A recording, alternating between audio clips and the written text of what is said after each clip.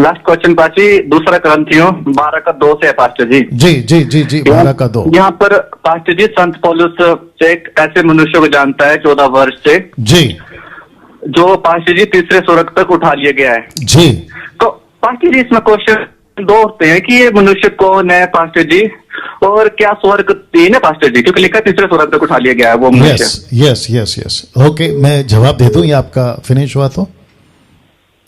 जी, मैं जवाब दे दूं सर? जी ओके, नाउ इनका दूसरा प्रश्न यह है, दूसरा कुरिन्थियों 12:2। दूसरा प्रश्न, दूसरा कुरिन्थियों 12:2। मैं मसीह में एक मनुष्य को जानता हूं 14 वर्ष हुए कि ना जाने देह सहित ना जाने देह रहित परमेश्वर जानता है, ऐसा मनुष्य तीसरे स्वर्ग पर उठा लेगा। मैं भी ढूंढ रहा हूं इस आदमी को हम भी ढूंढ रहे हैं इस आदमी को, ये नहीं मिलेगा सर अभी।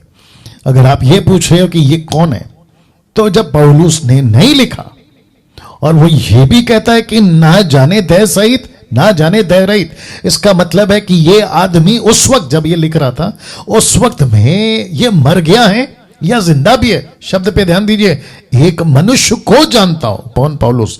14 वर्ष हुए, मतलब ये घटना को कम से कम 14 साल हो गए।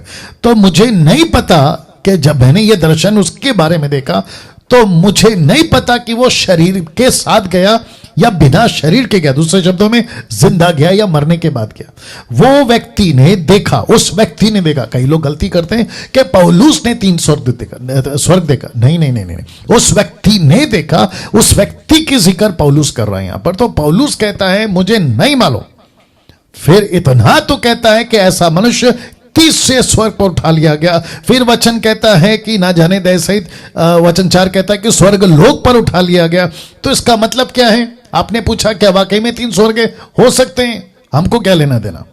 अगर मुझे व्यक्तिगत पूछोगे, अभय लाइन में है आप, अगर व्यक्तिगत पूछोगे मेरे को, मुझे, तो यूहन्ना का 14:1, जॉन चैप्टर 14:1 मैं वेट कर रहा हूं। यीशु ने कहा मैं जा रहा हूं, पिता के घर में बहुत सारे रहने की जगह है, मैं तुम सब के लिए घर बना रहा हूं ताकि मैं वापस आऊं तो तुम्हें अपने साथ ले जाऊं। आखिरी लाइन कहता है कि जहां मैं रहूं वहां तुम भी रहोगे। और इसी को प्रकाशित वाक्य 22 अध्याय में देखते हैं कि ऊपर से यरूशलेम नीचे उतर रहा है, जो यीशु की दुल्हन है। तो मुझे तीसरा स्वर्ग, चौथा स्वर्ग, सातवां स्वर्ग, दूसरा स्वर्ग, स्वर्ग लोक कोई दिलचस्पी नहीं है।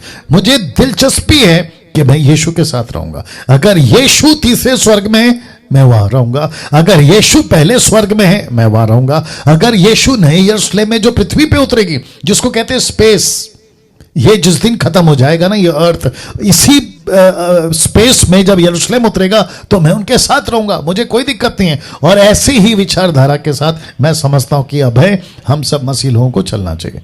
जी जी, thank you so much pastor ji. या जी, हमारी काफी पास्टर नॉलेज मिल रही है हमें। और थैंक यू पास्टर जी, मैं एक बात बोलना चाहता हूँ जी।